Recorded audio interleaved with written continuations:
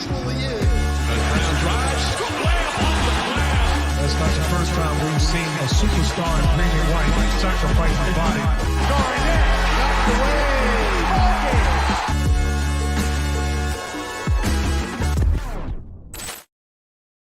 What is up? Welcome back to another episode of First to the Floor. We've got a special podcast planned for you today. It's the first episode of our Eastern Conference Rivals series, and we're joined by a very special guest, our resident Cavs expert, Tony Pesta. Please correct me if I'm saying that incorrectly. Has a great YouTube. I got it. There we go.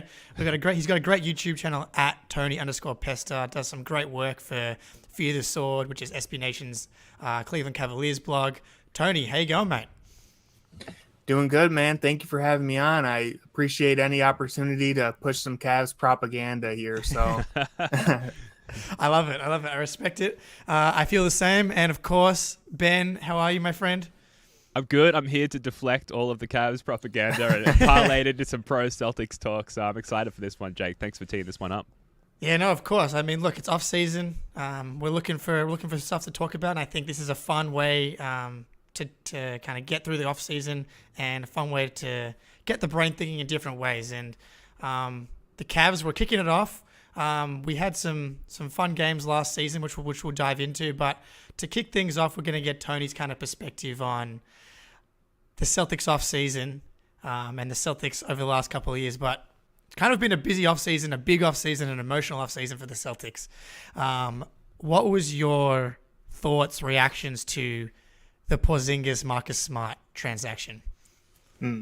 Hopefully I'm not going to get in trouble already to start off, because just from an outsider perspective, I didn't love it.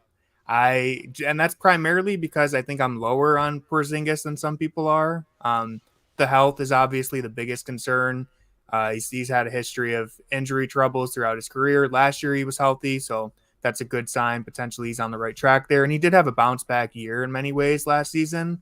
The only concern there is it's possible he was on the Wizards, so it could be a little bit of empty stats on a bad team. But nonetheless, I still think he's a very helpful player. I just, again, from an outsider perspective, and you guys might agree, Marcus Smart just seemed in many ways like the heart and soul of the Celtics. And so to see him go and be replaced with someone like Porzingis, who, again, I just personally am not too high on, that's the main reason why I wasn't a big fan of it. But just to kind of preface everything, I still think the Celtics are absolutely a contender in the East. I still think Kristaps could be massively helpful to them. They get another 7-footer who can space the floor, defend the rim. So it very well could be a great trade for them. It's just one from an outside perspective. I was like, ooh, I'd be a little nervous letting go of Marcus Smart, because I just feel like he was so integral to everything they did.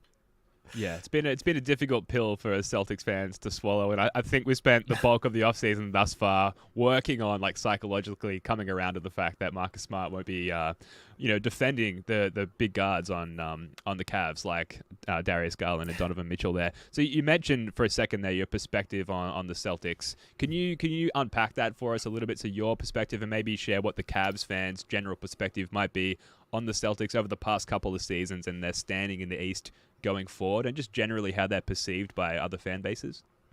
Definitely, yeah. I think for me, and I think most Cavs fans would agree with this, right now and last season, I think really it's Boston and Milwaukee are the two teams in the East. I know the Heat just went to the finals. They're a little bit of a wild card. Heat slander hard to already. You're fitting right in, Tony. Yeah, we love it. They're like in their own basket. It's hard to really predict what they're going to do. But I still, like, heading into last season and heading into this season as well, Boston and Milwaukee are the two teams to beat, in my opinion. Those are the two teams where, from a Cavs perspective, it's like that's where we want to be. We want to make that leap and get into the same bubble as those two teams. I think Philly is another team that's kind of on the outside looking in, trying to get in there with Boston and Milwaukee. But, I mean, Boston knocking on the door of a championship 2 years ago, very well could have made it to the finals last year if a few things went their way. And with the eight, like Jason Tatum's still 25, Jaylen Brown, I believe, is 26. Like, you guys are going to be there for a long time. And hopefully the Cavs will be there for a long time soon if they can make that leap, because like I said, Boston and Milwaukee are still the two teams at the top of the East for me. Yeah, I did try to scrape your Twitter a little bit, Tony, see if I could find any spicy takes. But you're pretty clean. You love something from Tatum on May 12th. I'm not exactly sure what it is. If you're watching on YouTube, I've got a tweet up here from Tony. Love that from Tatum. Do you remember what that was about at all? It might have been. I feel like that was a Cavs Celtics game, so I don't remember what, but. I think that may have been during the Sixers series in the playoffs. Oh, so okay. I'm wondering if that was like a Game 7 move or something. Yeah. It was Game 6. It might have been. Just Googled it. Oh no! Game 6. Now I remember. Was Game 6 the game where he struggled for most of the game and then went off? That's what it was. I remember seeing everyone on Twitter just dogpiling on Tatum, and then he bounced back and had that huge stretch down this in the fourth quarter of that game. Yeah. And so I personally love that. I'm someone like. Even though the Cavs, I ride and die for them, like I just love the NBA so much. And so even if it is a rival like the Celtics and Jason Tatum, like I just love seeing great basketball. So to see someone, perform that poorly and then deliver such a quick wake up call to everyone on Twitter, I love that personally. Again, definitely speaking our language, and I think you gave me and Ben, I think, a little bit of PTSD when talking about the Marcus Smart Porzingis trade, because me and Ben were actually live when the trade happened, and you can see like the emotion of losing someone like Marcus Smart, the heart and soul. And as you said, like the Celtics have been in the conference finals. Are they a Jason Tatum twisted ankle on the first play of the game from going to the finals this year? They were obviously very close last year.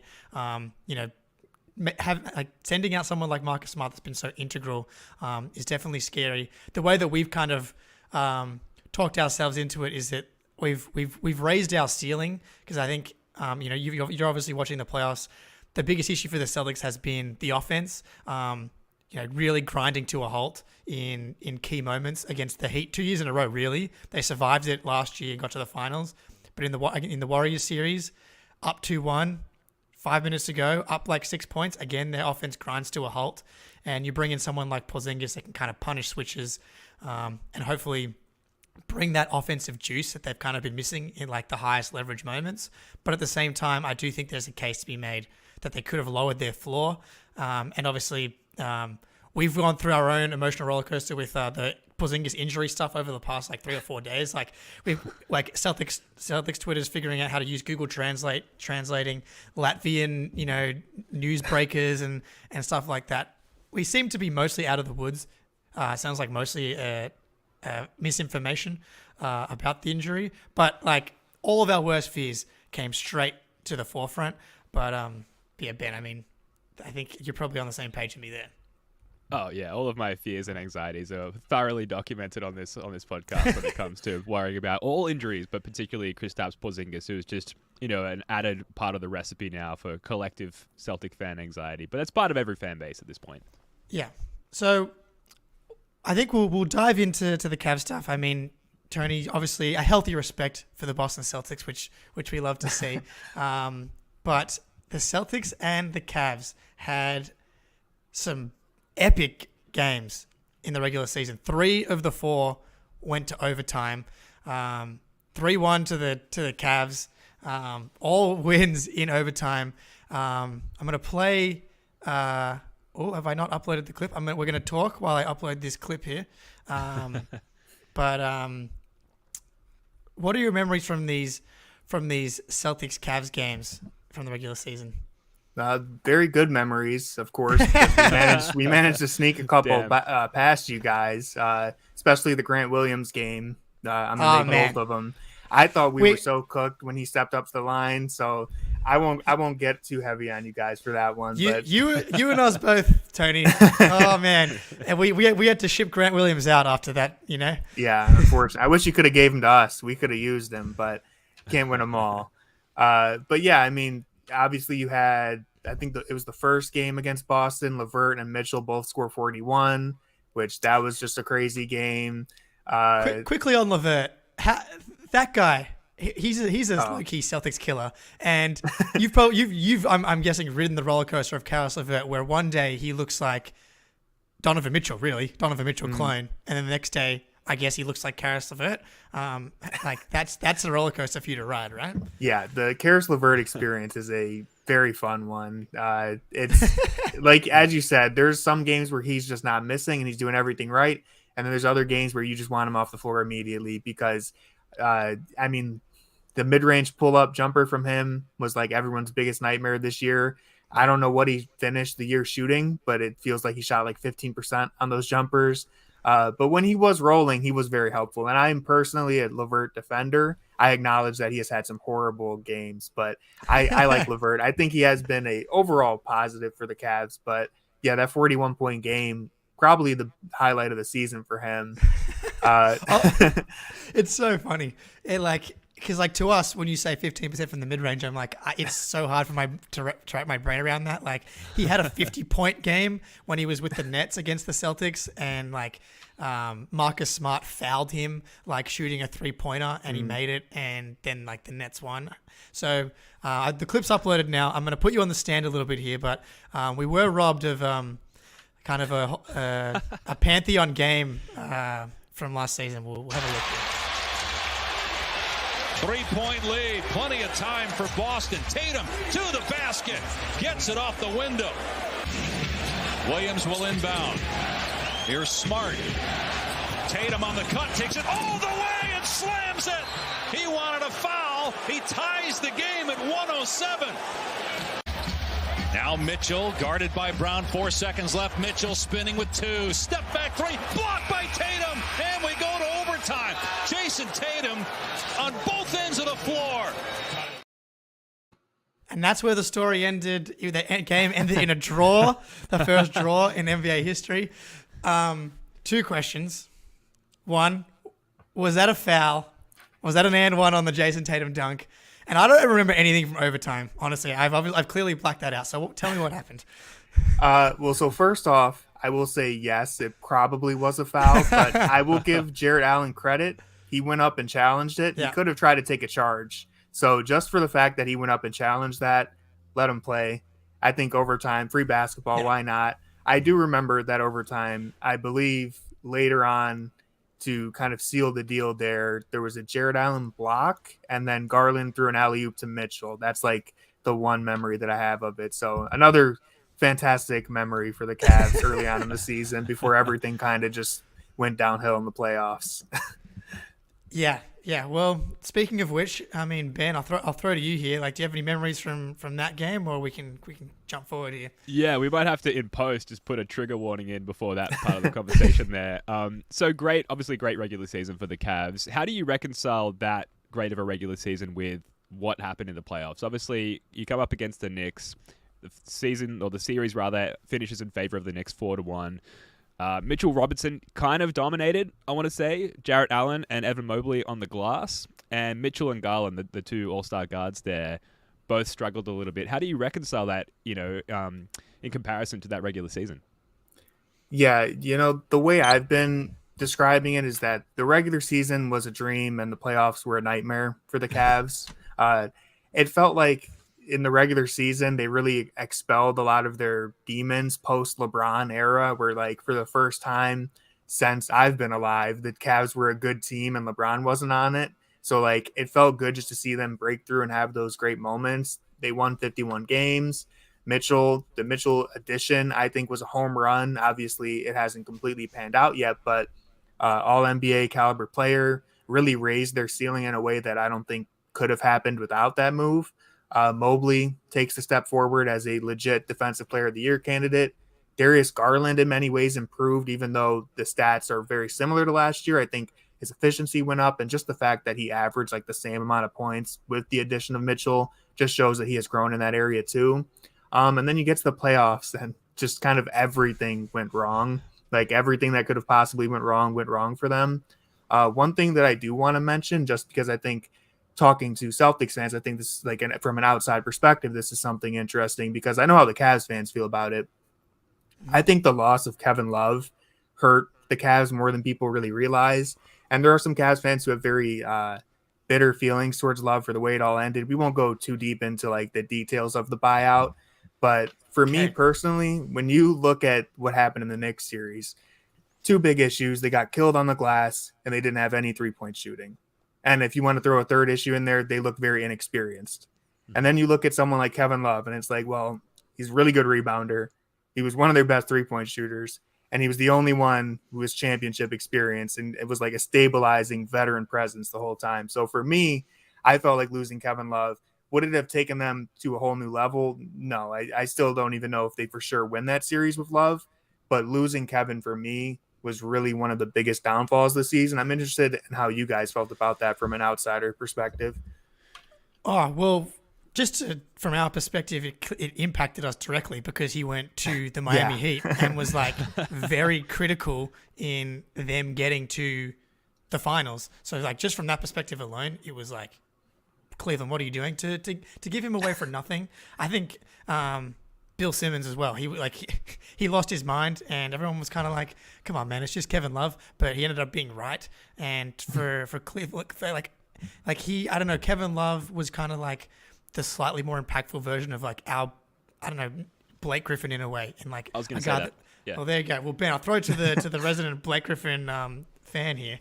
Yeah, I mean, I'll just echo everything that you said. Basically, Jake, that the Heat, so from the Celtics fans' perspective, the Heat have this very difficult to comprehend way of reappropriating players' skill sets where they didn't necessarily shine on their prior team. That's what they did with Kevin Love. I will say, whenever he was on the court, in terms of who the Celtics would attack, in terms of a defensive exploit, it was always going at Kevin Love. And so that was kind of an opportunity for the Celtics to score whenever he was on the floor. But, he hit shots for them and obviously provided some veteran leadership, which it seems like the Cavs, like you said, Tony, completely did without in their playoff series. Do you think the presence of Kevin Love for the Cavs there, would that have been enough to at least make it more of a competitive series against the Knicks there?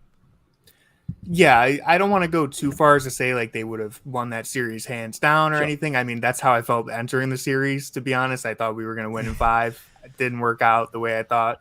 But I do think so with the Jared Allen situation especially, everyone got on him, and rightfully so. He deserves plenty of blame for the way he was bullied on the glass. But one aspect of that I think people often overlook is that the Cavs didn't have a backup big to turn to. They had Robin Lopez, who didn't really play at all in that series. And if you saw Robin Lopez play in the regular season, you know why he wasn't playing in the playoffs.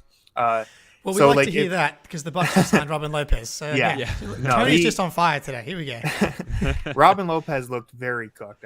Great guy, super great locker room presence, it seems like. But there was a reason why, even though Jared Allen was getting bullied on the glass, Robin Lopez was still on the bench because he was just unplayable. But back to that point, I think even if you had Kevin Love play 10, 15 minutes a night, just someone to give Allen a breather, get someone else on the glass, bring just something new to the floor, especially on the offensive end where no one on that team could hit threes.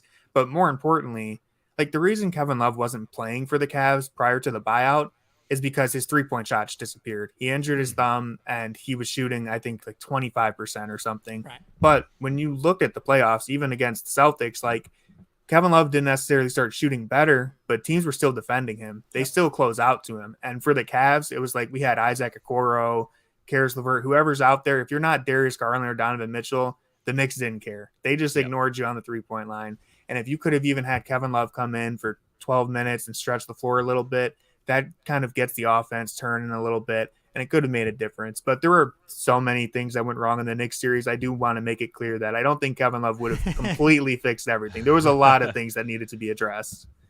Hopefully, from the Celtics fans' perspective, there's some tape and some footage there that we can study and make the regular season competition between the C's and the Cavs a little bit more competitive in favor of the Celtics in this upcoming season. So obviously, the season comes to a disappointing end for all fan bases who don't go on to win the championship, and we just talked about how that ended for the Cavs. I want to ask, though, is this iteration of the Cavs, is it in some way... I want to be careful and delicate how I approach this question. Is it in some way more fun than the LeBron era, in that the expectations are lower and therefore your successes are more celebrated? Yeah, I definitely get what you're saying there. I think last year for me, well, I guess this season too, the last 2 seasons were fun because there wasn't as many expectations. Now it's not so much fun because we are getting back into make or break territory, even though they're still very young and they have plenty of time. The pressure is mounting up.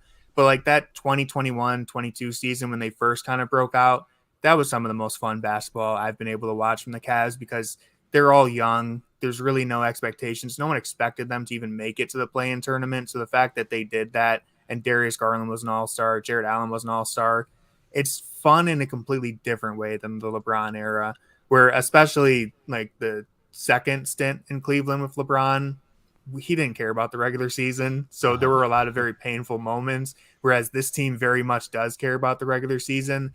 So, like, I mean, Donovan Mitchell scoring 71 points in a game. Like, that's something that hasn't happened ever for the Cavs. So that was so much fun to watch. Just Donovan Mitchell's entire season in Cleveland, his first year, was so much fun. And again, just in a completely different way, it was enjoyable. And one of the more enjoyable things about it is that you could really see Cleveland like care about basketball again. We're very much a football town. So the fact that the Cavs are good again, now everyone's getting excited about them, and it's just nice to be relevant, I guess. Yeah. When Ben said that, then I started imagining what it would be like if LeBron James had played for my team, like when he had come in like as a young player. I'm like, it's probably more fun in some ways, but like those like early LeBron years must have just been like, I don't know. That's just, you can't even describe like what it's like to have someone like, it's like all the hype and then absolutely exceeding that level of hype to be the level of play that LeBron James was. Like must have been kind of like a religious experience for Cleveland, especially for that first like 5 years. Yeah. And I mean, like, it was just nice. One thing that we like don't have with this team that we had with LeBron, where like any game you enter, you're just like, well, even if everything goes wrong, we have LeBron, so we could still find a way to pull this one out. Yeah. Now, when things aren't going as well, it's like, we might be done for this game already, unless Donovan Mitchell just goes hero mode, which he did a lot during the regular season, so that was great. But LeBron's clearly just a different level of taking over. Don't think that's a hot take to say that LeBron James slightly better player than Donovan Mitchell. And unfortunately, Celtics fans are all too familiar with the idea that it's never over with LeBron James in a game or in a series, unfortunately. So you kind of touched on it with the Kevin Love stuff. Like I personally like I mean, it's not rocket science. The biggest issue for the Cavs last season was like that fifth spot. It was like, okay, we've got Garland, Mitchell, Mobley, Allen, like locked in. Who's going to play that fifth spot? Is it going to be LeVert, Dean Wade? I like, like who is it going to be? Do you try and go big with Love throughout the season? Like obviously there was a Coro. I've always been a Chetty Osman guy, but is he? We're asking a little bit too much of Chetty Osman to be like your fifth guy on a really good playoff team. You bring in Strus and you bring in Niang. And you draft Amoni Bates. I don't think I've been missing any other big moves from the Cavs this offseason. Please remind us and the fans. You got it. Yeah. But do you feel like some of those issues that you ran into in the playoffs could be solved with Devil Magic? Because Max Strus definitely we're going to see if the Devil Magic carries from Miami over to Cleveland. Yeah, I'm hoping it does. I'm really hoping it does. But yeah, I mean, that's the golden question for the Cavs all year, and really heading into the future is like who's going to play that final spot there, who's going to play the wing. Max Strus entering the offseason was one of my top free agency hopes, so I'm glad that we got him. We did lose Jetty, unfortunately, which everyone in Cleveland was sad about, but I'm okay with it because I think Strus hopefully will be their starting forward. I know he's a bit undersized to play that position, but he just brings exactly what they need, which not only is it shooting, but it's motion shooting. He's a guy who can run around screens, dribble handoffs. You get a lot more action with a guy like that compared to like Karis LeVert did a fantastic job of adapting into a kind of 3-and-D role to the best of his ability. And he had a career best year shooting the ball, but he's still not like a traditional motion shooter. You're not going to see him run around screens or really be much of a 3-point threat. Whereas Max Strus, teams care about him when he's moving off ball. Teams pay attention to him, and he does have some sort of gravitational pull. And that's really what you want next to that core four because of Mobley and Allen being two non-shooting big men. If you add a small forward or just someone in that last spot that can space the floor, it makes the long-term viability of Allen and Mobley much more realistic for me. So I'm a big fan of the Strus signing. Yeah, it certainly ruffles the feather of Celtics fans and puts the fear in us a little bit. Obviously, being part of the Heat team that knocked us out just in these playoffs past, he was part of the Celtics roster. They had to cut him as well to make room for some other signings. So we had him in our grasp, and unfortunately had to let him go. And he's been shitting on us ever since, essentially. So you got a good one there and a Celtics killer there. Looking at a more prominent part of the roster, what are the vibes on Donovan Mitchell long term? Are the rumors of him leaving just that sort of classic mainstream media spin, trying to get him to a big market, or is there some sort of fire to that smoke? Yeah, it's hard to tell. I think there's definitely a bit of the mainstream media pool trying to make something out of nothing, but I also think, he is from New York, so it would not surprise me at all if he says, hey, I could make millions of dollars to go play basketball in front of my home city. Like, I wouldn't blame him if he did it. With that said, a lot of Cavs fans are nervous. I'll be honest with you. Cavs Twitter, every time Donovan Mitchell posts a picture of him wearing a Mets jersey, Cavs Twitter blows up. So there's a lot of nervous people, and I think part of that is PTSD from LeBron. He gives and he takes with everything he gave to Cleveland. But for me, I think I'm pushing it off till next summer. Really, I think this season, there's no doubt in my mind that Mitchell is committed to this upcoming season. And so as long as the Cavs show something, it's really on Kobe Altman and the Cavs to show that this is a place where Mitchell can win long term, because ideally that's what is the most important thing to someone like Mitchell, is winning basketball. So if they come out and they improve and they actually do make some sort of playoff run, whether that be getting to the second round, getting to the conference finals, or making a championship run, you just need to give him some reason to believe that he can win in this destination. And if you do that, I feel confident. If they get knocked in the first round again, and we enter the offseason, I'm going to be way more nervous than I am right now. So that's basically where I'm at. But even and I also want to say this, the good thing about the Cavs, Darius Garland's 23, Mobley's 22. Even if you do lose Mitchell, we still have a very strong core to build on. So it won't be, LeBron's situation where we're left with nothing, at least. Mm-hmm. So the rebuild will be a little quicker if we lose Mitchell. Yeah, and I do think a lot of that series was a little inexperienced. It's just there's no way for Mobley and Garland to prepare for the playoffs if never been there before. Even Allen, right? That was actually one of my main concerns of the Cavs going into the playoffs was outside of Mitchell, no one had been there before. Mm-hmm. And I was someone who was kind of a little anti when the Cavs made that trade, just because I was the Cavs just had that awesome season. You're pushing all these chips in, and Mobley's the key is Mobley, right? I think for the Cavs to go to this next level, this championship contending level, consistently, it's how does Mobley get to that next level? Obviously he wins Rookie of the Year.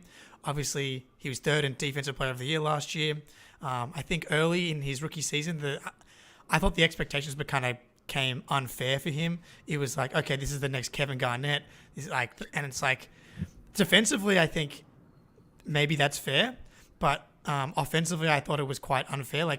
Kevin Garnett came into the league at 18 years old and was like a bucket. And I thought that that's not Mobley's game, especially yet. 21.6 from 3 last season. And I think that when you got those two shooting bigs out there, non-shooting bigs, it's going to be tough, which is why Strus will help. But where are Cavs fans on Mobley? What are the expectations for next season, long term? Do we still have Kevin Garnett as our North Star? Where are we with Mobley? Yeah, right now it's hard not to be high on Mobley, I think, just because at the very least he's a perennial Defensive Player of the Year type player. So that's something you can always hang your hat on. The offense needs a lot of work. I do think in many ways being drafted to Cleveland was kind of a blessing and a curse, in the sense that he's not getting as many reps as Anthony Davis or even Kevin Garnett got during their rookie seasons, because Mobley's playing with multiple other players who need the ball. Darius Garland, and now with the addition of Donovan Mitchell, especially, he's not getting as many reps. And so I do wonder if that's going to cause his offensive game to take a little bit longer to show itself. But yeah, Kevin Garnett's a huge comparison. I think it's a good blueprint for him personally, especially with the mid-range scoring, because right now the three-point shot's just not there. Maybe it will be one day, but if he can become a Kevin Garnett type shooter in the mid-range, like, I mean, you're looking at an all-time great player at that point. So I think that's the big focus for me, is just expanding his range a little bit. He's already great around the rim. He doesn't have much, he doesn't create many shots for himself, but with Garland next to him, he's going to get a lot of opportunities to score, and he has finished around the rim at a very efficient rate. So that's very promising. If he can step out to the mid-range, that's another added tool to his bag. And the other thing for me is I want to see him develop as a playmaker. I want to see them use him more as a hub, kind of in a Sabonis type role. I do think he has great court vision, but he's still very young. It's very raw. I'd like to see them dump the ball to him a lot more and let him make reads kind of in that short pick and roll. He did it during the regular season, and then their lack of spacing kind of just erased all of that in the playoffs. So moving forward, that's the big thing. So I want to see him score in the mid-range, and I want to see him get more on-ball reps, just kind of up that usage, because the defense is already there. Like, I feel confident saying he's already one of the best defenders in the NBA, and that should remain true moving forward. Yeah. I might go a little off track here. So, like, you know, you talk a little bit about like Mobley's development, and is this the right, you know, track for him? Like, being on this team where he's not going to develop his offensive game, we may or may not lose Donovan Mitchell. Would you still make that Donovan Mitchell trade? Like, you can go back now, last offseason. Do you still make that trade? Yeah, I would. I still would, Okay. for sure. I think it's possible that it slowed his development, but I'd have to imagine that he's still making progress. It's just he's not getting those same amount of reps.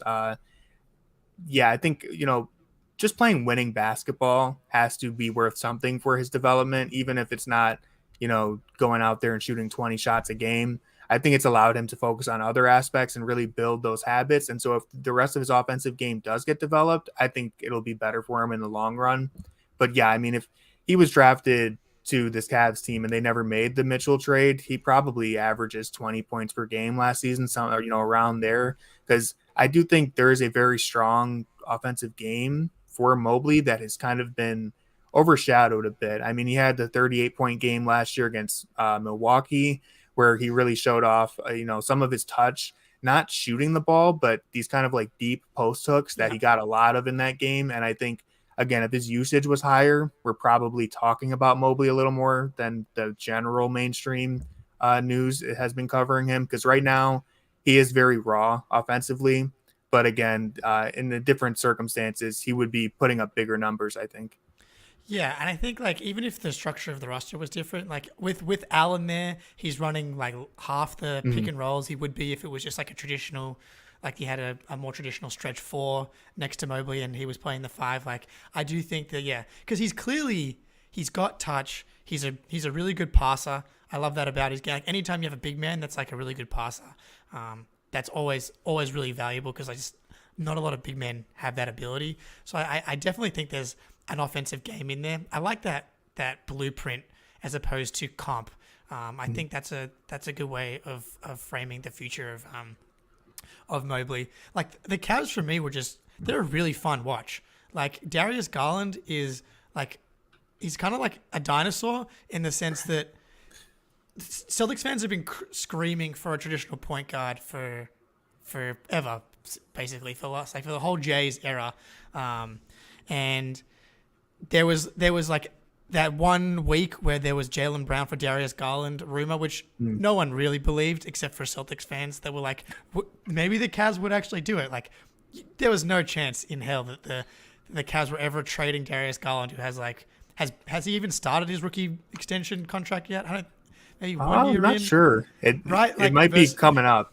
Yeah, versus like Jaylen Brown would be a free agent. Yeah. It's like we're gonna trade Darius Garland, who's got 4 years left, for Jaylen Brown. But we had a moment there, Ben, where we were like, you know who would be pretty good? We've had a lot of dark moments as far as considering, you know, what the options are for Jaylen Brown. I'm curious though, Tony. Like, you've got a lot on the horizon as far as like prospects and things to be excited about on the Cavs front there. So much young talent. Jake just mentioned Darius Garland. We talked about Evan Mobley. Is Mobley like the forefront of what Cavs fans are excited about of the future, or is it Darius Garland, or is there something else, player or team-wise, that's dominating the headlines there? Yeah, that's been a very interesting discussion that we've had a little bit recently on Cavs Twitter, just kind of because I think, Darius Garland's still only 23, which feels crazy considering the leap that he's made, and he's still so young. So there has been some discussion. Like, I know for me personally, I'm really interested to see, does Darius Garland have another leap in him? Right now, he's kind of like a fringe all-star player.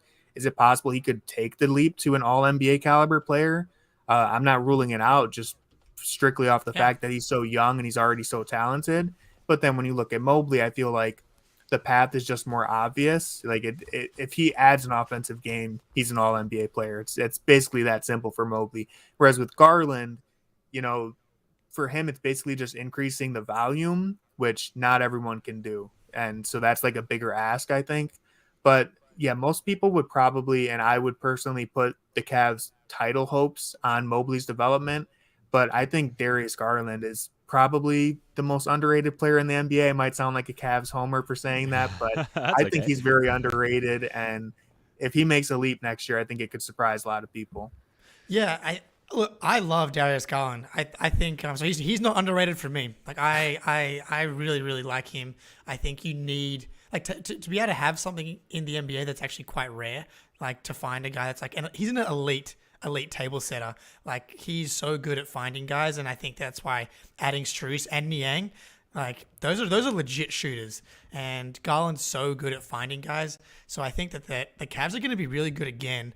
So this young core, and that's, as you said, like Mitchell leaves, you can survive it. Like we went through the Kyrie trade, right? Like, I when I was looking through your Twitter, you were like, well, the Cavs won that trade. It's like, yeah, the Cavs did win that trade. Yeah, because we ultimately, I think about all the time, if I had a time machine, and I could go back and tell Danny Ainge one thing, what would it be like of the last 5 years? And it's like, it's probably the Kyrie trade. It's because then we keep the 8th overall pick. He doesn't throw that alley-oop to Gordon Hayward that shatters his ankle and ruins his career. And we also just don't deal with the whole Kyrie drama. We're going on a tangent here, but we got time. Ben, do you have a question?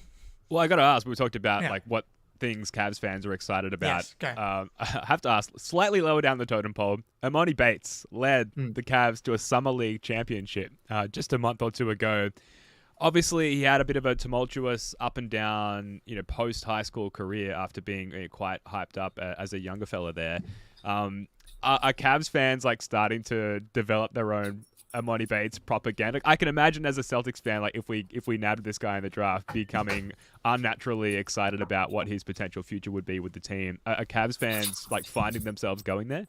Oh yeah, immediately. The moment even before he was drafted, they were already doing that. And I got myself in a little bit of trouble because I wasn't as high on Emoni Bates as some Cavs fans. I mean, there are some people who were thrilled at this pick, and I'm just kind of like, still the 49th pick. Like, but I definitely see the potential, and his summer league performance was as encouraging as it could be. If you had any concerns about him, it's like, well, came out. It's the Summer League championship, but it's winning basketball nonetheless.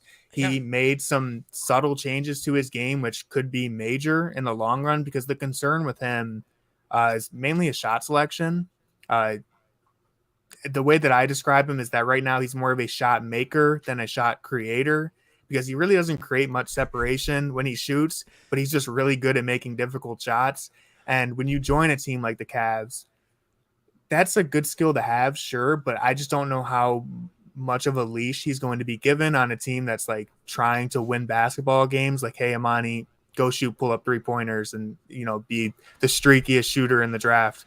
But if he can put together some like consistent habits of being an off-ball threat, being a little bit more of a passer, that was another concern, is that he basically had zero playmaking resume during his college time. It's like, if he can develop some other aspects of his game, then he could be a helpful player. He's still, I believe, 19 years old. So this is kind of like a long game situation for the Cavs, who will likely spend a lot of time in the G League, polishing that game. But some Cavs fans are beyond excited. I'm not at that point, but I definitely think that's a nice little prospect to stash away. There is one other Summer League prospect I want to mention. I don't know. Oh, yeah. Here we go. I don't know how familiar you guys were with the Cavs roster. I love that Summer League team. It was the most fun Summer League I've had. But Craig Porter Jr., I don't know if you guys watched any of him at all, but no, I didn't catch any Cavs Summer League games. I'm sorry. Totally understandable. You have to be a real sicko to watch. Well, I Not watched only all the just the Celtics summer summer league. league, yeah. Exactly. Watching your own team is one thing, but watching other teams in the summer league, that's severe being a sicko. If they don't have a top 10 pick in the summer league, I'm like oof. And as much as I'd seen Amoni Bates' high school mixtape on Instagram over the past several years, it wasn't quite the draw card. But go ahead. Yeah. No, totally understandable. But Craig Porter Jr. went undrafted. He's a guy who I had no idea who he even was heading into the summer league. I just learned about him after we signed him, and I immediately fell in love with his game. He's a point guard. Slightly undersized, but he's good athleticism, really good rebounder, great court vision, efficient shooter. He's really just like an all-around solid player to where I was like, how did this guy go undrafted? And he played very good in the summer league. There's the possibility that he could be, jack of all trades, master of none. It's possible that he won't be great at any particular thing, but he was so all-around solid in the summer league and in college. He's an older prospect too. I think he's 23 maybe. I might be wrong on that, but he's a bit older, so that's why he did fall so deep. But I was very excited about him. If I can, I'll throw a Boston blueprint for you. Here we go. He mentioned in his interviews that he watched a lot of Rondo growing up, and I think you can see a little bit of it in this game. I won't go too far to make the comparison, but you can see it in the way that he rebounds and pushes the tempo, just kind of the way he reads the floor. Very excited about him. I would love to see he's going to be with the Charge this season. And if he gets an opportunity to get on the floor, I'm going to be going crazy for him. So, look, anytime you can get Rondo undrafted, I think you should do it. But but you never know. Like the Celtics, have Sam Hauser, who was undrafted, who's probably like our backup wing this season, and we've had a bunch of picks in the 40s and stuff that haven't panned out, and you never know which kind of guy's gonna hit, which is exciting. So. I know Ben has to duck out in a second, but we'll hang on to him until he gets out of here. Well, but, can I ask one more question before I go? Because I'm just curious to hear the answer, Tony. Yes. Who is and let me know if this question doesn't make sense, because I'm using like a deep Celtics roster player as a reference here. Who is the Luke Cornett of the Cavs? Who's like the spicy fan favorite that like you really have to be a Cavs fan to understand the joy that it brings the fan base? Can I guess? Can I guess?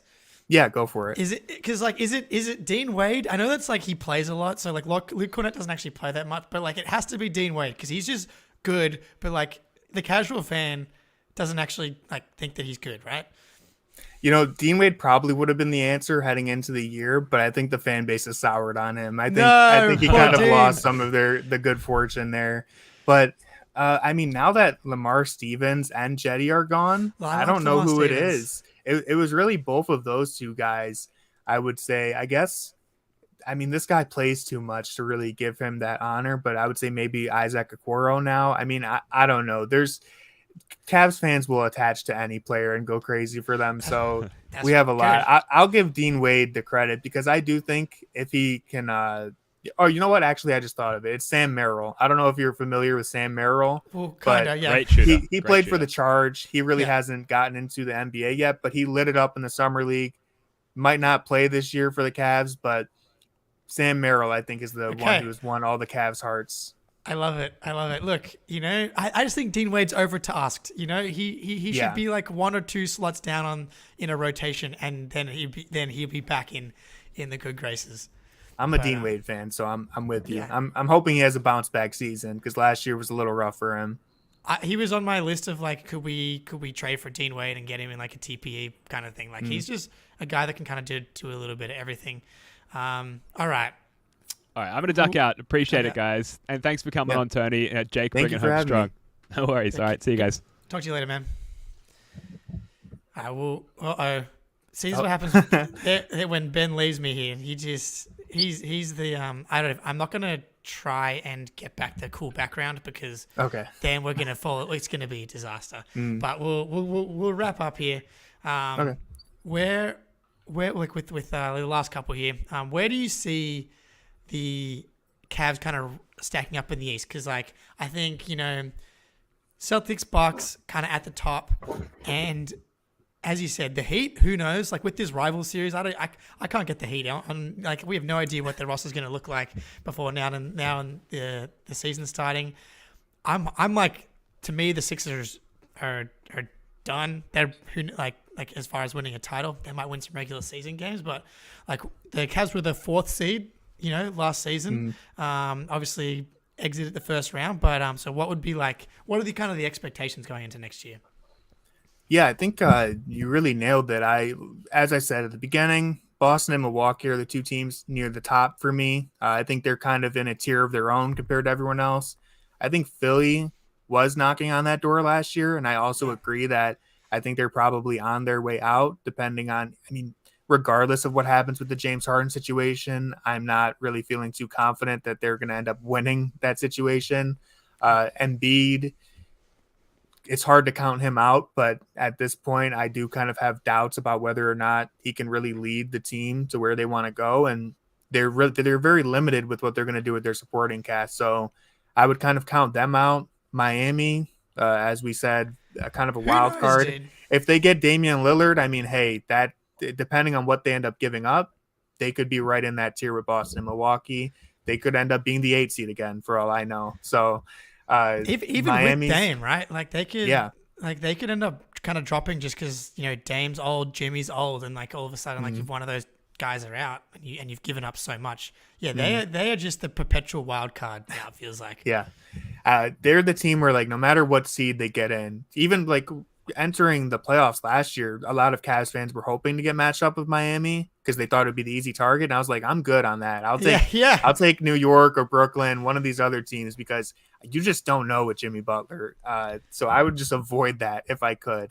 Other teams in the East, like I know the Knicks just destroyed the Cavs, so it sounds bad if I say that I still think the Cavs are going to be ahead of them next year, but I still think the Cavs are the better team. I still think ideally this Cavs team is going to be, if I predict their ceiling, the 3rd seed, maybe even the 2nd, depending on, like, not to wish any bad luck on the Celtics, but if Kristaps gets injured, the Cavs could very easily get in there.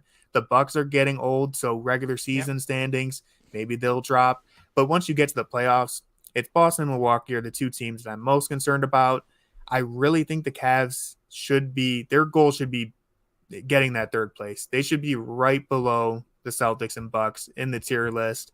And like we mentioned, the regular season games they had against the Celtics, those were so much fun. And I wish we could have seen that in the playoffs, not only because it would have meant the Cavs made it a little further, but it would have been a really good test for that team to play a true contender and kind of match up against them. And that's what I want to see next year for the Cavs is they need to make it out of the first round. And they need to run into Milwaukee or Boston and give them just some sort of a challenge. Even if you can't get over that hump on the first attempt, you need to give them a strong 6 or 7 game series and just get those lessons under your belt.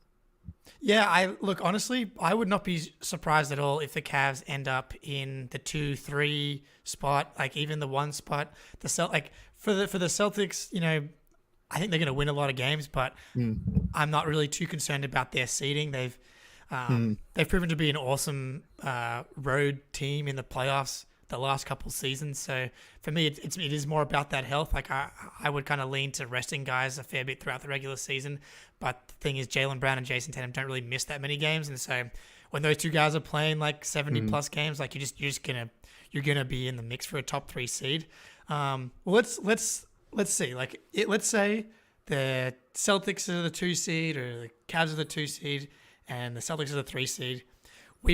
And this year the Cavs, because I think as things stand right now, I would pick the Cavs to beat the Knicks in a playoff series at the end of next season. Like I actually bet on the Knicks for that playoff series, but because I had this feeling about the inexperience. But I think I really like Strus.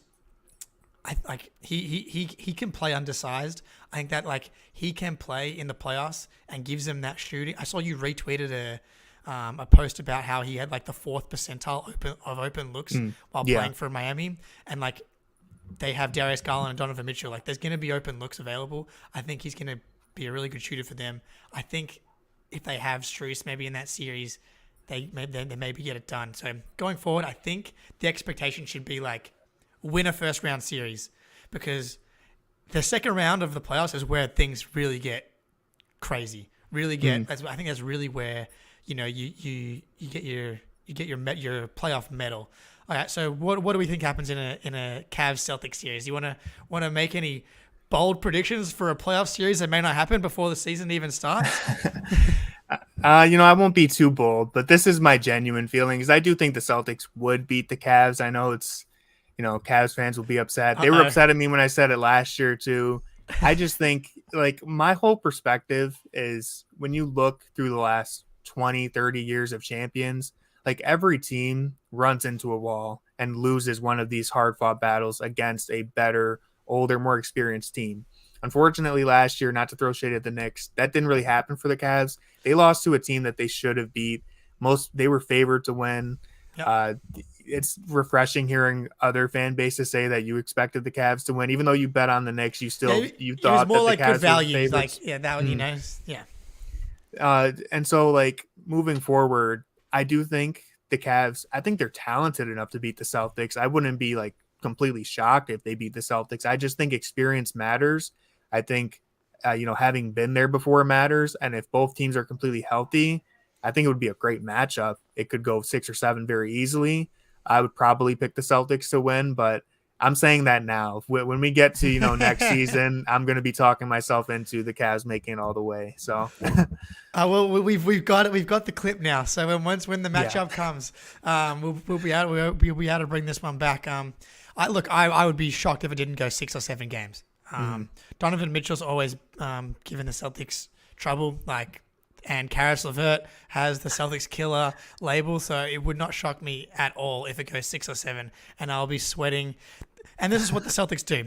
The last 2 seasons in a row, they've played 7 games in both the second round and the conference finals, which is why I'm going to die 5 years earlier than I should have, because the stress of the last 2 playoff runs. But I look forward to it. I was actually hoping we got the Sixers and not the Cavs in the playoffs, because even though it did get tight and did get stressful, I knew the Celtics would eventually prevail against the mentally weak Philadelphia 76ers. But the Cavs and that pull-up shooting that Donovan Mitchell has just really, really terrifies me. But look, that's going to do it.